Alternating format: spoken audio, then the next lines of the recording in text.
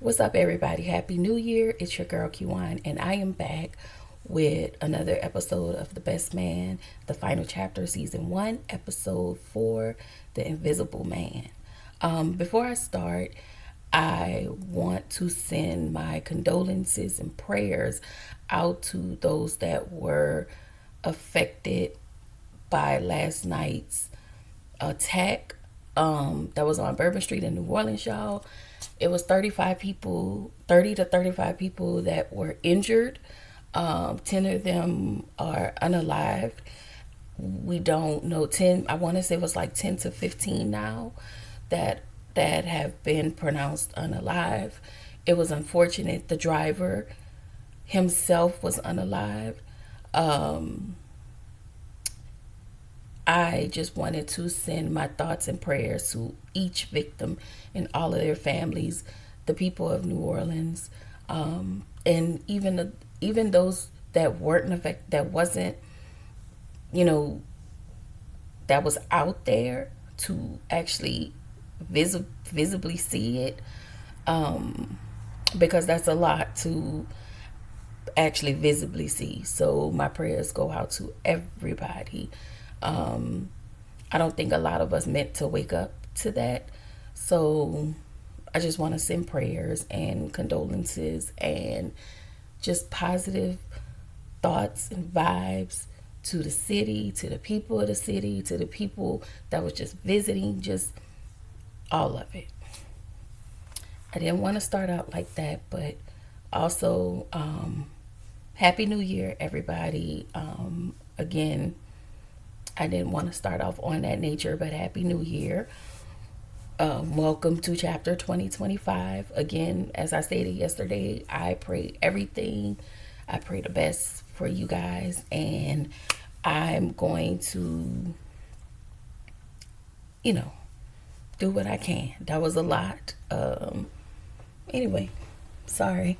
So, y'all, the episode starts with Lance, and we see him at practice. He's at the Giants practice because in the last episode he announced that he was going back to play football. So before the episode actually ends, we hear DMX's stop, the anthem drop, shut them down, open up shop. And you kind of take a lot of stuff for granted because he's not here anymore, and it's just great music, good music. So I just wanted to throw that out there. So we see people on the blogs, people in the news. They're questioning his game. They're questioning his age. Should he still be playing? There are people that are, again, blogs and people are on the news that are like, respect his game, yada, yada, yada. And y'all, he is killing. He was killing it out there. So he was doing the doggone thing, So in the next scene, we're in LJ's room and we see LJ stuffing his bag with clothes. So we hear Lance calls his name and goes into LJ's room. And in that moment, LJ, hurry up and put that stuff down. Child, he was moving them faster than Mexican music, y'all. And so his dad comes in the room and he was like, a little privacy. And so his dad was like, oh, so you think you grown? And it's like, this is where we continue to see Lance. It's very off-putting when it comes to his son's needs, because in his mind, he's already orchestrated what LJ life is going to be. I think Mia was always the one that give him balance. And I feel like if we would have kept Mia around, it wouldn't have been that. It wouldn't have been so much of that. I just thought I'd throw that out there. Anyway, he tells his dad that he's been sponsored by Nike, and he gives LJ a pair of tennis. And the tennis was nice. The Nikes were really nice. And so Lance asks LJ to come down to the field to watch him play. But LJ actually wants to work with Jordan. He likes working at MSNBC with Jordan. And so immediately Lance was very off-putting, and he tells LJ, "Oh, just do that another day," as if it didn't matter to him, because the only thing that matters is football. No, football matter to you. To you, it doesn't matter over here. Anyway, LJ reminds Lance that he once said to him not to put off any important commitments. And LJ also tells Lance that working at MSNBC is really important to him. And then Lance is, in this moment, he's in agreement. He's in agreement with LJ's decision. He was like, "You're right." And then he becomes a little more off-putting. So Lance tells LJ to tell Jordan not to work his firstborn too hard, and that he needed to put all his energy on the football field. Once again, Lance isn't listening. He's not listening. So in the next scene, sorry y'all, we see some buyers that is talking to Quentin, and they want to buy the Spivey property. But they want to buy Spivey property, but they also want Quentin to run it. And so in the next scene, I'm sorry, before that, Quentin tells them, you have to show me what you're offering me. He was like, "I left Zia Mora at the altar." And so they give him the numbers. And apparently the numbers are well, because then in the next scene, we see Julian and Quentin meeting up for lunch. And he tells Julian about the offer that the buyers made to him, and that Kennedy's grandchildren will be set for life. So, it's that generational wealth that they're wanting to set him up with. Quentin just have to have a conversation with his father.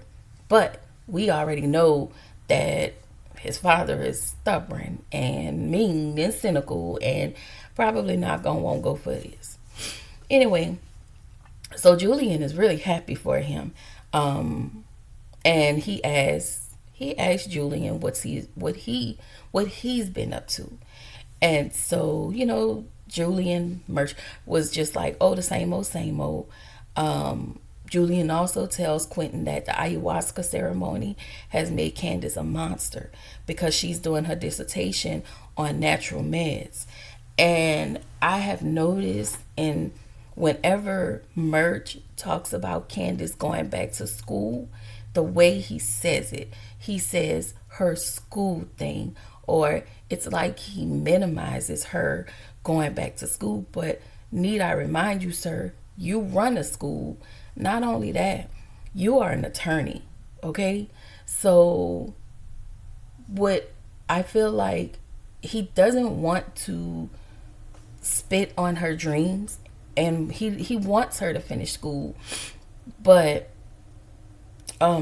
he just didn't realize that him and Candace would be this busy. So Julian then tells Quentin that he feels like him and Candace are two exhausted ships passing in the night. And so Quentin was like, that's unfortunate to feel like you have to fit into your own life.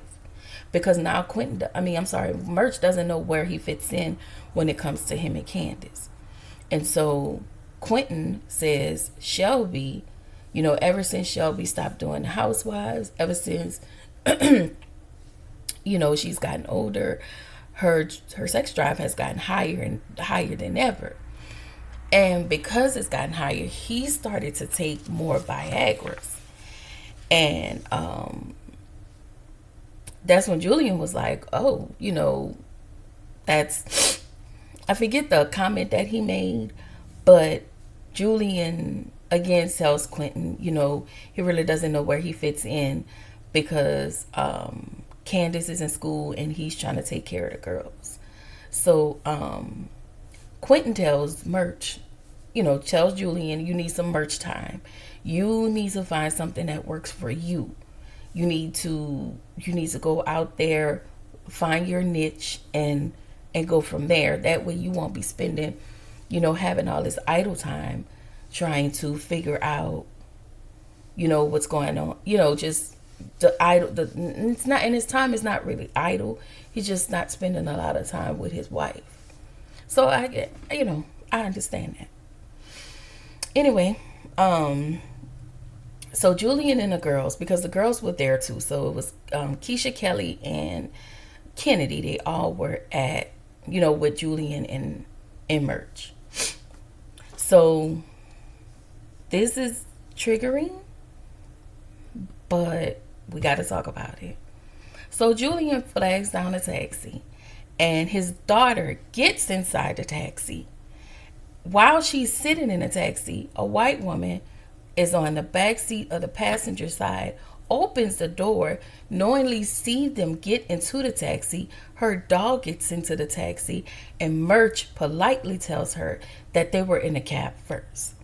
So, of course, her white privilege, her white Karen-esque privilege start to kick in. I don't mean to be this person, y'all. This is just what's happening in the movie, okay?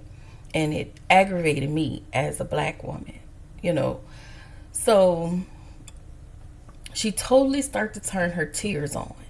She's, at this point, she gets loud as if she's literally being assaulted, and she's not. So the cab driver, which pissed me off, was telling Julian, just let it go. And I'm just like, well, why does he have to let it go when you knew that lady got in that taxi after his daughter got into the taxi? Meanwhile, you look around, you see people recording, and at this point, the lady is definitely putting 20 on 10. I was very triggered because, once again, she had no regard for both of those girls or him. But because she was white and she was privileged and she get to turn on her white woman tears, she felt like, I don't give a damn and I'm going to get what I want. And I didn't like it. Sorry, that pissed me. Even though I know that this is a movie, it's not just happening in a movie. It happens to us every day. Anyway, so his daughter, I want to say it was Kelly. It was Keisha. Her mouth, she was just so shocked. And so here come two officers, both of them were white, come over, and immediately they started to coddle the white woman. They started to coddle the white woman in her tears. And he's politely explaining his side to the cops, and they tell Julian, don't talk to me. And one cop just got so aggressive. He was like, we're not talking to you, we're talking to her. And so she then goes on to lie to the cops and tell them that she's upset because he put her out of the cab.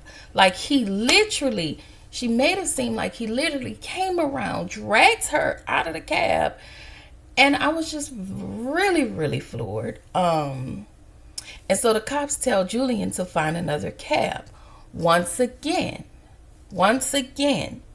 we are diminishing us because she is over here lying and crying. Okay? And once again, the woman is upset, and the officers, and it tells the officers that that he was upset. Oh, no. The officers, I'm sorry, the Karen was like, I'm upset. And so Julian was like, she's upset, I'm upset. And so as he explaining his version and how he feel, which was the truth, the officer then yells at him and tell him he's making things worse. And nobody, not a soul, had any regard for his daughters. Not the driver, not the cops, and definitely not the Karen. Um, so Julian was getting ready to say something else, and Keisha was like, "Don't." And Merch asked Kelly get out of the car, and politely leaves. As he's leaving, Karen decides to tell the cops, "Thank you. Thank you for doing your job." Y'all, they would have had to beat my ass. Because ain't no way. I loathe that kind of stuff. The fact that you can come and cry and just have the ability to have your way and get whatever you want just by using your tears and lying. Ooh, I'm sorry, y'all. That scene aggravated the piss out of me. Okay. So Julian arrives home. The girls are arguing. Kelly feels like he shouldn't have gave in. Keisha, because Keisha's older and she knows, I think Kelly knows too, but Keisha knows, had he made it worse, had he got in and made a scene, then he wouldn't be standing there. And so they both are arguing. They call it, Keisha calls Kelly stupid. Candace is like, hey, that's not how we talk to one another in the house. So it's causing a little turmoil with the girls in the house, a little friction. And so Merch explains everything to Candace. And he tells her, I made it home safe. And Candace was like, that's not funny. And he was like, I'm being serious. And that is a serious statement. Y'all, sorry. So we get to the next scene. And Quentin goes over to his dad's house and talks about the offer. No. Quentin is on the phone with his dad. And he talks to his dad about the offer that was put on the table to buy Spivey property. Well, of course, his dad decides against it. His dad is upset because you're not finna sell what I built from the ground up. So Shelby is doing a commercial trying to sell her SheLB lashes. And so Quentin walks in the door and she starts to talk to Quentin. She was like, you cannot be, basically, Kennedy is spoiled. Kennedy is a spoiled brat, like completely. She tells Quentin that she needs to know the value of money. And he asks Shelby, do you know the value of money? And she feels like Shelby feels like I worked a long time. I didn't, but I worked and made a name for myself. She comes in and she, we just give her the world. So she just asked Quentin not to be her friend, not to be Shelby's friend, be her father, less her friend, more of her father.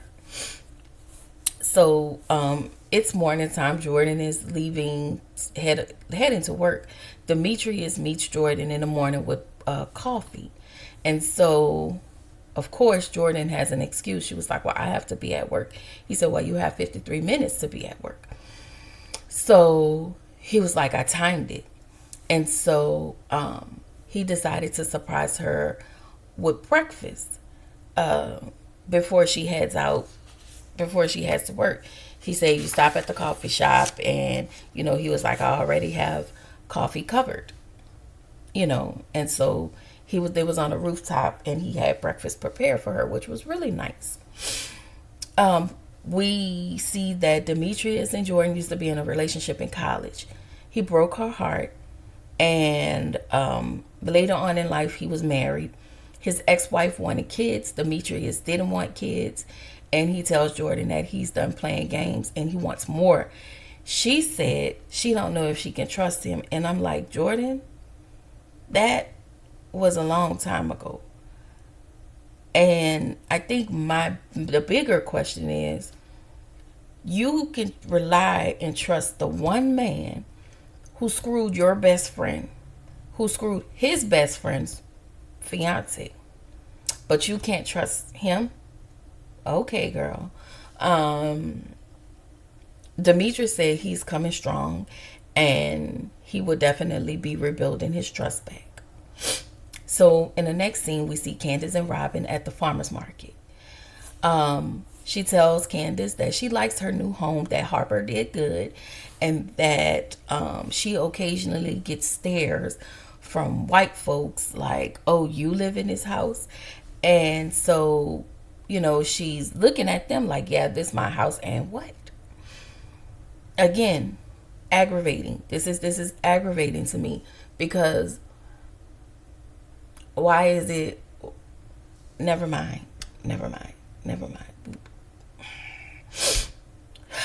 Anyway, Robin says that's why she keeping her kitchen in Harlem helps her keeps her sanity. Y'all know the kitchen in Harlem is her nonprofit that she does in Harlem. And so Candace says she feels like she's losing her sanity. She said because Dr. Temple is giving her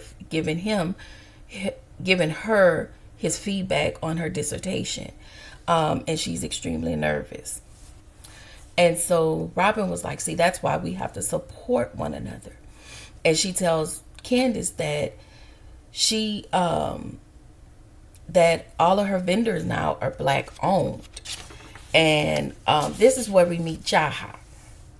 So Jaha is the produce guy.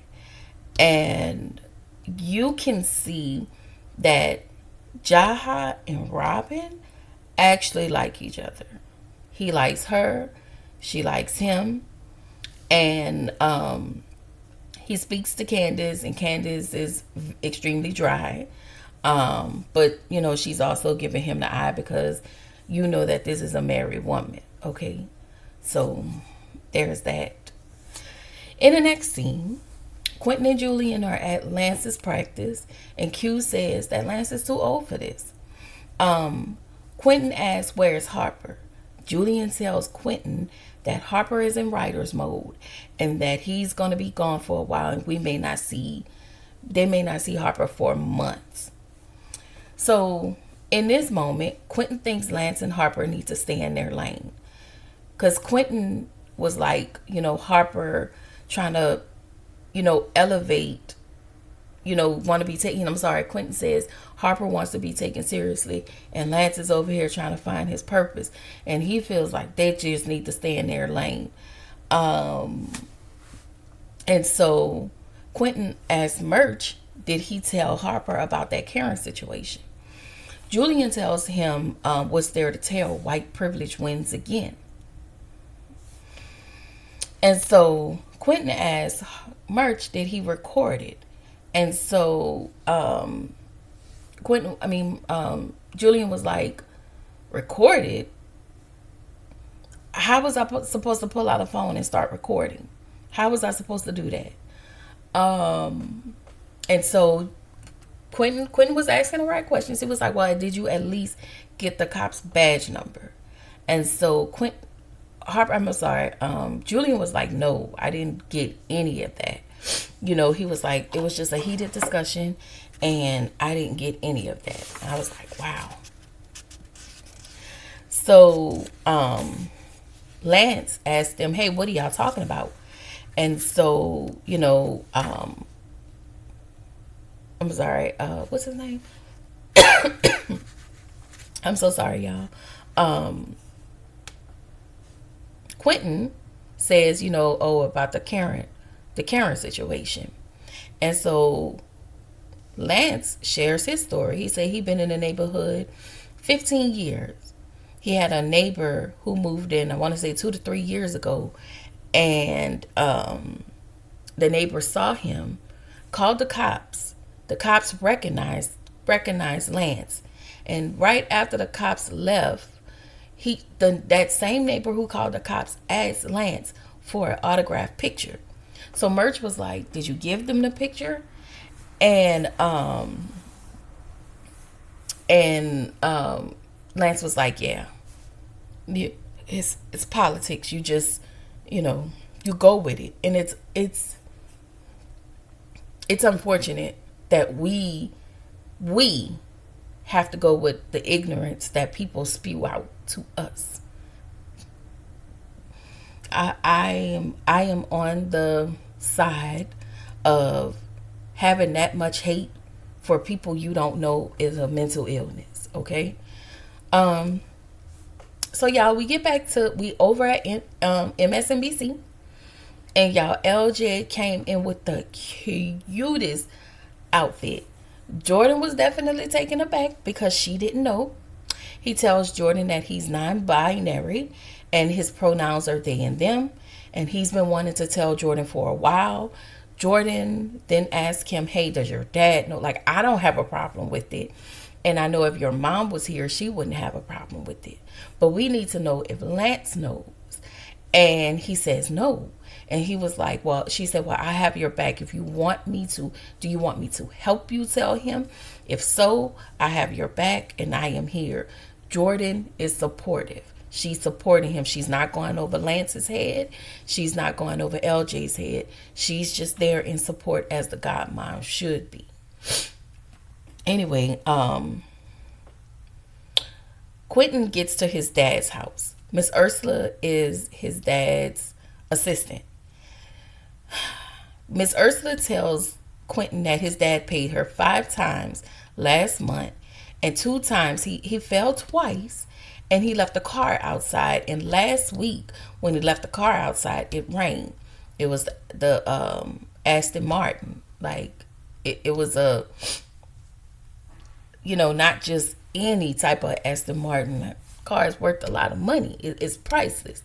And you have it sitting outside. So it sounds like his dad have Alzheimer's or some early onset of dementia or something.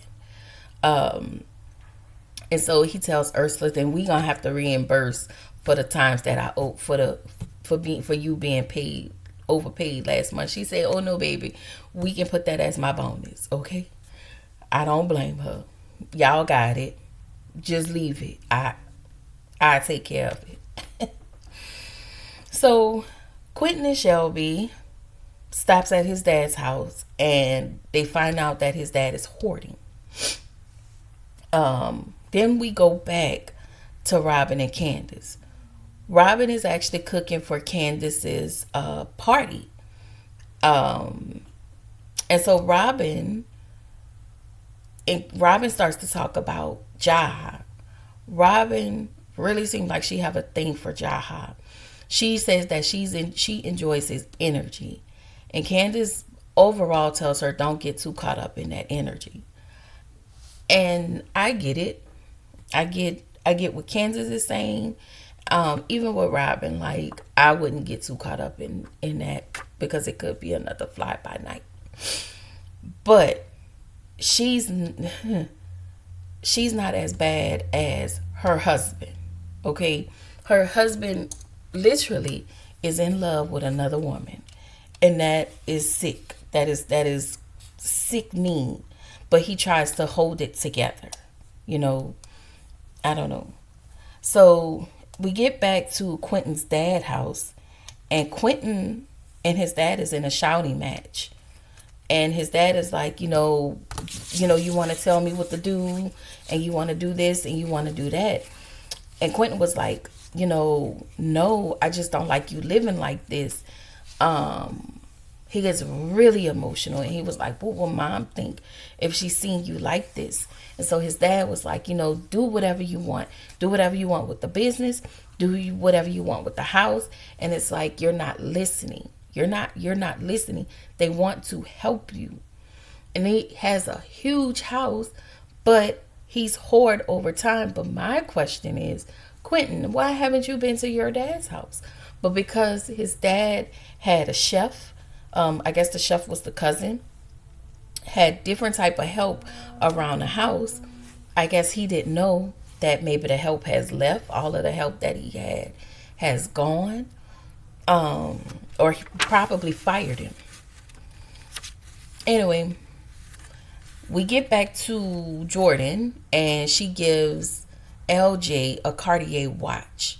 And she says some people get, push gifts, different type of gifts. This is a coming out gift. And LJ tells Jordan that he's just trying to figure himself out.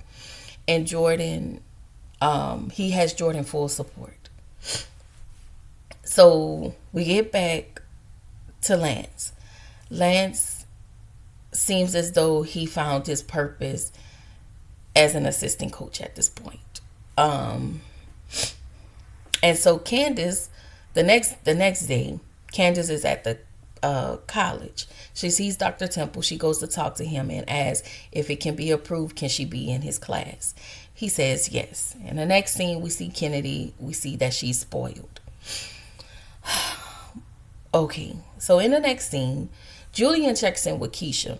He asks her about the taxi situation, and she's like, what? It was like she completely dismissed the whole thing. It was like it didn't even happen. Like, I guess that's how she copes. And so she was grabbing her instrument, and she was like, oh, I have to go. You're giving me anxiety. Just when she deals with anxiety, a lot of anxiety. And I think we'll see that either in this episode or the next episode. But she deals with a lot of anxiety. Anyway, she left. She was like, oh, I gotta go, and just left. So, in the next scene, LJ actually have a conversation with Lance and tells him that he doesn't want to play football anymore. He apologizes to his dad and he leaves. He runs off and he leaves. So in the next scene, Julian is walking with some save the date cards. I don't know if he was picking them up, but anyway, he sees the Karen lady and he stops, and Julian is imagining him going up to the lady, different scenarios of him going up to the lady, talking to the lady, and how it can end for him multiple times. He had multiple outcomes. So Julian balls up his fist, because at this point he tells Quentin early on in the episode that he was so angry that his thought process wasn't even like a kumbaya process. It was more like a knuck if you buck. If y'all catch my drift. It was more like a knuck if you buck process. But he was angry, and rightfully so. So Julian balls up his fist really hard, and he wanted to say something really, really bad, but I guess he felt like it was in his best interest not to. And he walks past her. So then Julian gets home. He's folding clothes. He's watching TV. He sees that Lance becomes the assistant coach for the Giants. And then he sees something about MMA fighting. And in that moment, that is where his light bulb seems to click or go off. And y'all, this where the episode ended. I tell y'all, this was extremely triggering. This episode was so triggering because of the racism that we have to deal with. It's the microaggressions, the racism, all of it that we as Black people have to deal with. And it just, I ain't gonna lie, it did something to me. I'm sorry, y'all. I hope I didn't offend anybody in this video. But I can only tell you what we as Black people, we experience. So anyway, as I stated before, y'all, please like, comment, and subscribe. And I will come to y'all with the next video. And I will see y'all in the next. Peace.